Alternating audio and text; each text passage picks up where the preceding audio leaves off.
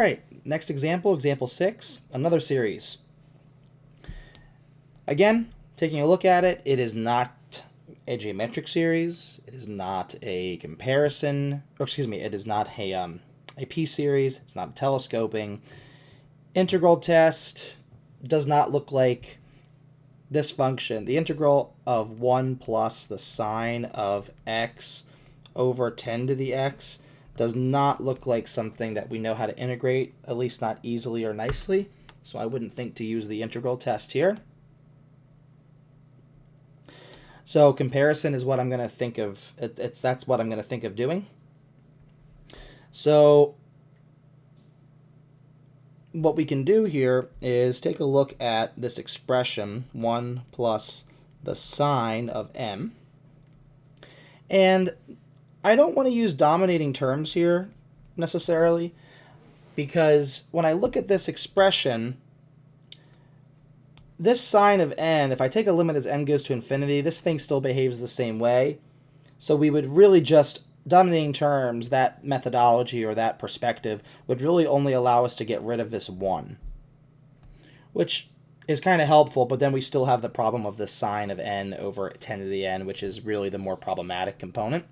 So what I would do is whenever you see a trig function like sine or cosine, we can use something that's very something that's to our advantage, and that is the sine of n is always between -1 and 1, because sine itself is always between -1 and 1 no matter what your input is.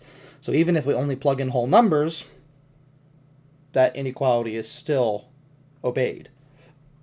So then, using this inequality as our starting point, we can modify it to make the middle here match what we have in our series.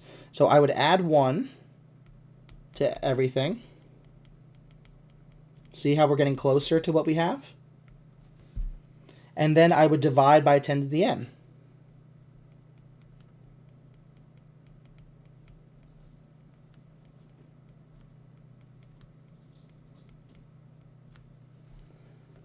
All right. So now here, this might not immediately, hopefully it does, but this is a geometric, this expression can be written in such a way that it makes the series of this become a geometric series. So this inequality is great. So there's our inequality that we'll use. Now let's take a look at the series n equals 1 to infinity of 2 over 10 to the n. Well, here's what I meant when I said it can be written in such a way that it is geometric. 2 times 1 over 10 to the n. That makes it into a geometric series with our common ratio r, 1/10, which is less than 1, which means it is a convergent geometric series. So the series of the larger terms converge. By comparison, that forces the series of the smaller terms to also converge.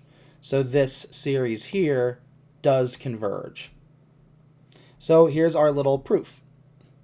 Since we know 0 is less than or equal to 1 plus the sine of n over 10 to the n, which is less than or equal to 2 times 1 over 10 to the n. I'm going to write it in that format. And the series from n equals 1 to infinity of 2 times 1/10 to the n converges. Why does it converge? I always put this in parentheses. It converges because it's a geometric series. It converges, so I'm going to kind of paraphrase here. So it's a geometric series with its common ratio in absolute value less than 1. And that's how we know it converges. So we make the statement whether it converges or diverges, and then we provide the justification. So the classification, it's sufficient to say what kind of series it is, and then the criteria that shows when that type of series converges. Okay? Therefore, the given series